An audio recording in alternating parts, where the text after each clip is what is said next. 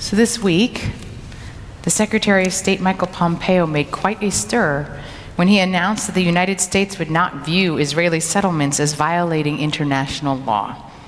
It prompted a lot of conversation, and of course, people are wondering, are they actually legal? And I guess it depends on who you ask. In the vast majority still of the international community, they would still say that these settlements are illegal. And if you read Israel's statements, they can share why they think that they are legal, because they would say that there was not a sovereign state over the land when they took it in 1967. And there are legitimate ways of arguing both sides. But I'm a rabbi, not a lawyer, and so I'd rather not go into the legalities. You can read a lot of much better articles about that, but I'd like to get into the Torah of it. And I always find it amazing how our Torah portion somehow is always magically aligned with what is happening in the world. And this week we are going to get the very first substantiation for the legal claim for Jews in the land of Israel in this week's Torah portion.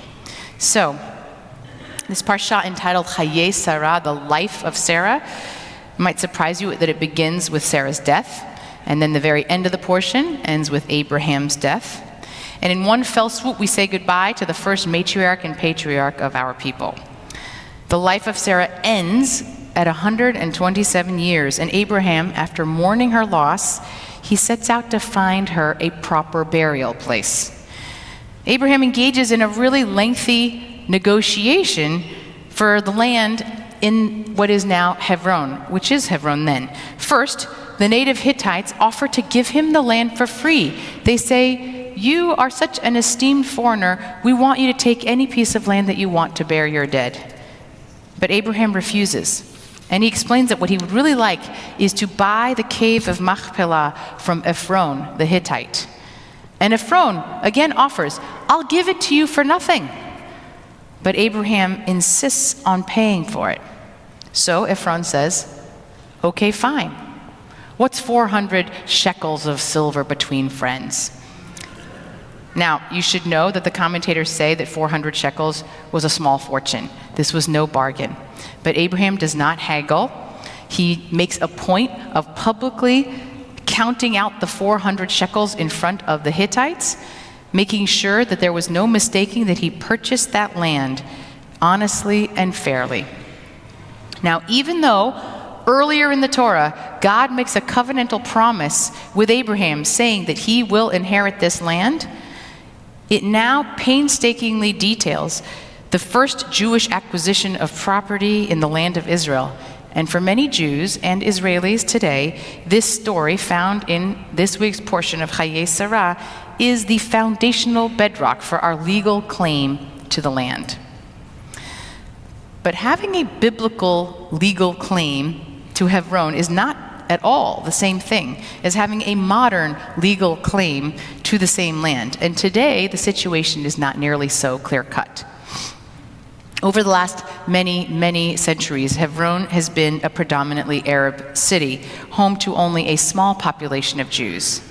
In 1929, there was an Arab massacre of 67 Jews, which forced the remaining Jews to flee Hebron. But following the Six-Day War, when Hebron was once again under Israeli control for the first time, a small group of strongly religious ideological settlers who believed in the Jewish claim to Hebron and the importance of this sacred city, they rented out the main hotel in the town and refused to leave. The Israeli government was divided about what to do, but ultimately decided to allow them to move into an abandoned nearby army camp in Hebron, which created the first settlement in Hebron since the formation of the modern state. Unfortunately, violent clashes between settlers and the Palestinian residents around them has been a part of the landscape in Hebron ever since. Now, I have only been to Hebron one time in my 25 trips to Israel. It has never once been on a central synagogue itinerary for a trip, even though it is a staple of Orthodox trips to Israel on the whole. You can go and visit the main attraction, the Cave of Machpelah, described in this week's Torah portion. Built above the cave is a 2,000-year-old giant stone edifice that was built by Herod the Great, the one who built the great Second Temple into the structure that it became. It is considered not only a holy site for Jews, but also Muslims, and it is separated, so there is a Muslim side and a Jewish side where you can visit what they call now the Tomb of the Patriarchs. Now, it is a hopping tourist site, but it is amidst what feels eerily like a ghost town.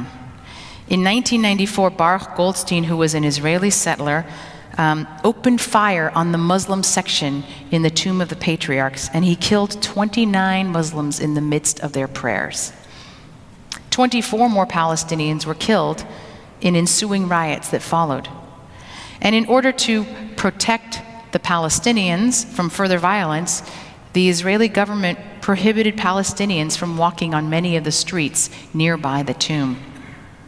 Now, when I did visit Hebron, which was 2 years ago, with an interfaith group of women clergy, it was a truly sobering and painful experience. After much violence between these communities, the Israeli government has taken control over this area that has 37,000 Palestinians and 600 Jewish settlers. The Palestinian population is ruled under martial law, which includes extended curfews, restricted movement on streets where they live and work, and oftentimes the forced closing of Palestinian shops in certain areas, whereas the Israelis in this area get to live under civil law and have freedom of movement. There are approximately 600 IDF soldiers that are deployed there to keep the 600 Israeli settlers safe. Think about that. Hebron, this holy city for Muslims and for Jews, is now a city where they have been violent and murderous with each other for almost 100 years. Hebron is probably the most glaring example of the problematic condition of competing claims to land and the horrible animus that can rise from that. It's an unacceptable situation for the settlers living there under constant threat, and an unjust and untenable situation for Palestinians who are living under martial law.